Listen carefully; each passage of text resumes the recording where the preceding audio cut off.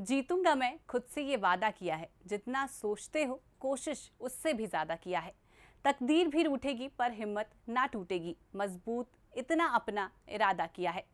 जीत का ऐसा ही जज्बा लेकर भारत के खिलाड़ी टोक्यो ओलंपिक्स में अपनी वीरता का परचम लहरा रहे हैं।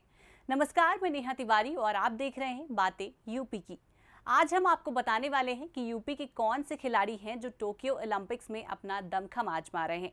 कहते हैं कि सफलता का कोई शॉर्टकट नहीं होता और इस बात को ये खिलाड़ी बखूबी समझते हैं। टोक्यो ओलंपिक्स तक टिकट हासिल करने के लिए जिन खिलाड़ियों ने जी जान लगा दी, आइए आपको बताते हैं कि आखिर यूपी के वो 8 खिलाड़ी कौन कौन से हैं। इसमें सबसे पहला नाम आता है ललित उपाध्याय का। ललित उपाध्याय बनारस के एक छोटे से गांव भगवानपुर से हैं। अब तक 200 से ज्यादा अंतर्राष्ट्रीय हॉकी प्रतियोगिता खेल चुके हैं। ललित मात्र 6 वर्ष के थे तभी हॉकी खेलने का मन बना लिया था। मेहनत रंग लाई और 4 दशक के बाद हॉकी में टीम इंडिया को ओलंपिक का पदक मिला है। बृहस्पतिवार को टोक्यो ओलंपिक्स के प्ले ऑफ मुकाबले में टीम इंडिया ने जर्मनी को 5-4 से हराकर कांस्य पदक अपने नाम कर लिया। भारतीय पुरुष टीम की कड़ी मेहनत इस ऐतिहासिक जीत में सफलता का राज बनी है, जिसमें वाराणसी के लाल ललित उपाध्याय ने महत्वपूर्ण योगदान दिया है। अब दूसरा नाम आता है मेरठ की अनु रानी का। यह 5 फुट की लड़की भला क्या भाला फेंकेगी, भाला खरीदने की हैसियत तो है नहीं, आगे कैसे बढ़ेगी। ऐसी कई बातें सुननी पड़ती थी अनु को, लेकिन अनु की हिम्मत नहीं टूटी, बल्कि ये कमेंट्स उनकी ताकत बन गए। यही ताकत आज उन्हें ओलंपिक तक ले आई। अनु भाला फेंक प्रतियोगिता में ओलंपिक में जाने वाली पहली भारतीय महिला एथलीट हैं। यही नहीं, अनु अपने ही नेशनल रिकॉर्ड को 7 बार ब्रेक कर चुकी हैं। लेकिन टोक्यो ओलंपिक्स में मंगलवार के दिन हॉकी और रेसलिंग के अलावा भाला फेंक में भी निराश करने वाली खबर सामने आई।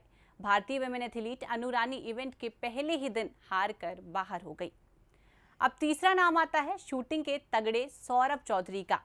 क्वालिफाइंग राउंड में पहला स्थान हासिल कर फाइनल्स में पहुंचकर सौरभ से पदक की उम्मीदें जग गई थी, लेकिन 10 मीटर एयर पिस्टल में पदक की उम्मीद को झटका लग गया।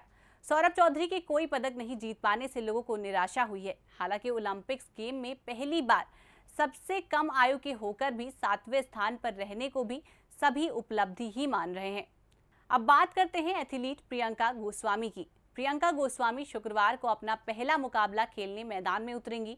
ओलंपिक में मेरठ के 5 खिलाड़ियों में अब प्रियंका गोस्वामी पर ही पदक की आखिरी उम्मीद टिकी हुई है। अब बताते हैं क्रिकेटर से शूटर बनने वाले मेराज अहमद के बारे में। हर खिलाड़ी का सपना ओलंपिक्स गेम होता है। वहां जाना, खेलना और मेडल जीतना हर खिलाड़ी का ख्वाब होता है। ये अल्फाज है भारत के स्कीट शूटर मेराज के। अब नाम आता है बुलंदशहर के लाल संतोष कुमार का। 3 साल पहले ली थी प्रतिज्ञा, कहा था देश को गोल्ड मेडल दिलवाऊंगा, लेकिन बॉक्सिंग में भारत को जबरदस्त झटका लगा। बॉक्सर सतीश कुमार 9 हार गए। 7 टाके लगने के बाद घायल शेर की तरह लड़ते रहे बॉक्सर सतीश और हार कर भी सबका दिल जीत लिया। चंदौली के शिवपाल सिंह टोक्यो ओलंपिक्स में अपना सर्वश्रेष्ठ प्रदर्शन करने से चूक गए। शिवपाल सिंह क्वालिफिकेशन मार्क की तय दूरी पार नहीं कर सके। शिवपाल को 3 मौके दिए गए। पहले प्रयास में 75 मीटर जबकि दूसरे में 73 मीटर ही भाला फेंक सके।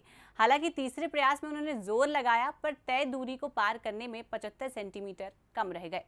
अब बात करते हैं नौका चालक अरविंद सिंह की, जिन्होंने सेमीफाइनल्स तक सफर तय कर पदक की उम्मीद बढ़ा दी, लेकिन फाइनल्स तक सफर नहीं तय कर सके। हालांकि उत्तर प्रदेश सरकार ने खिलाड़ियों का हौसला अफजाई करने में कोई कसर नहीं छोड़ी। उत्तर प्रदेश सरकार ने टोक्यो ओलंपिक्स में स्वर्ण पदक जीतने वाले राज्य के एथलीटों को 6 करोड़ रुपए और रजत पदक जीतने वालों को 4 करोड़ रुपए और वहीं कांस्य पदक जीतने वालों को 2 करोड़ रुपए देने का ऐलान किया था। यही नहीं, पुलिस विभाग समेत सभी विभागों में खेल कोटा बहाल करने का भी ऐलान किया गया है। उन्होंने कहा कि सभी विभागों में पद सृजित कर योग्य खिलाड़ियों व एथलीटों की नियुक्ति की जाए। आज के लिए बस इतना ही। आगे कुछ और जानकारी के साथ हम फिर से होंगे हाजिर। नमस्कार।